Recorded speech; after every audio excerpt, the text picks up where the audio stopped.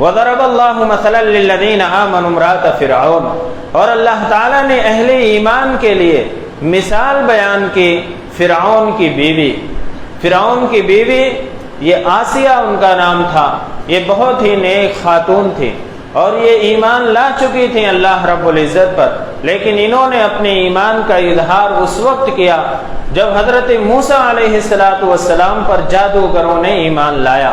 کہ جس جادوگروں کو فرعون نے اکٹھا کیا تھا حضرت موسیٰ علیہ السلام سے مقابلہ کرنے کے لیے، جب انہوں نے موسیٰ علیہ السلام کا وہ معجزہ جو اللہ رب العزت نے عطا فرمایا تھا اس معجزے کو دیکھا تو جادوگر سمجھ گئے کہ یہ جادو نہیں ہے،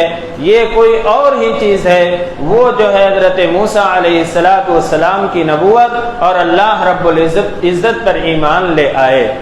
ان کے ایمان کو سن کر حضرت آسیہ نے اپنے ایمان کا اظہار کر دیا، اور جب ایمان کا اظہار کیا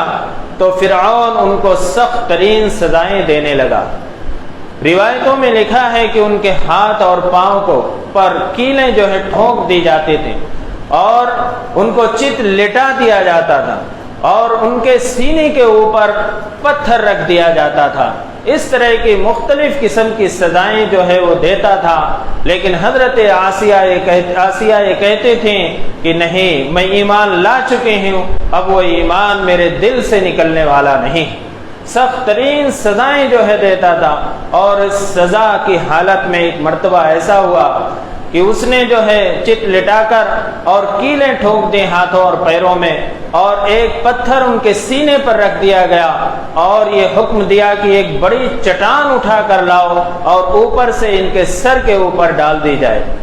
لیکن انہوں نے اللہ رب العزت سے جو دعا کی، اس دعا کو اللہ تعالیٰ نے ذکر فرمایا، اذ قالت رب ابن لی عندک بیتا فی الجنہ ونجنی من فرعون وعملہ ونجنی من القوم الظالمین۔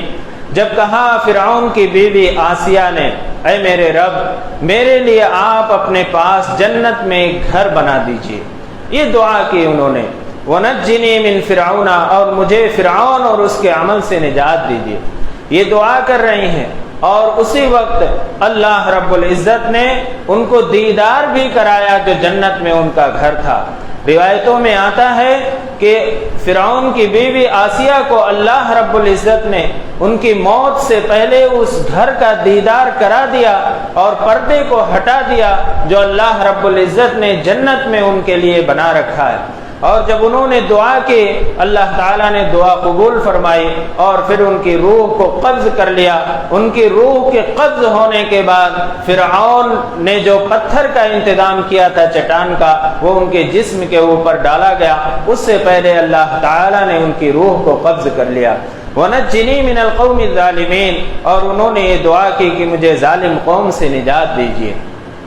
یہ ان عورتوں کے لیے جو اپنے شوہروں کی ظلم اور زیادتی کی شکایت کرتے ہیں۔ اگر کوئی عورت کل قیامت کے دن اللہ رب العزت کے سامنے شکایت کرے گی، شکوہ کرے گی کہ دین پہ میں اس لیے نہ چل سکی اور دینی احکام پر اس لیے عمل نہ کر سکی کہ میرا شوہر بہت ظلم و زیادتی کرتا تھا، تو اس کے سامنے فرعون کی بیوی حضرت آسیہ کو پیش کیا جائے گا کہ دیکھو تمہارا شوہر اس سے زیادہ ظالم تو نہیں تھا، اس سے زیادہ ظلم کرنے والا نہیں تھا، لیکن انہوں نے دین پر عمل کر کے دکھا دیا۔ یعنی ان کا عذر قابل قبول نہیں ہوگا جو عورتیں اپنے شوہروں کے ظلم و زیادتی کی شکایت کریں گے۔ تو اللہ رب العزت نے اس آیت میں حضرت آسیہ کا ذکر فرمایا جنہوں نے اللہ رب العزت سے دعا کی تھی، اور اللہ تعالیٰ نے ان کی دعا کو قبول فرمایا اور جنت میں اللہ رب العزت نے ان کے لیے گھر بنا دیا ہے۔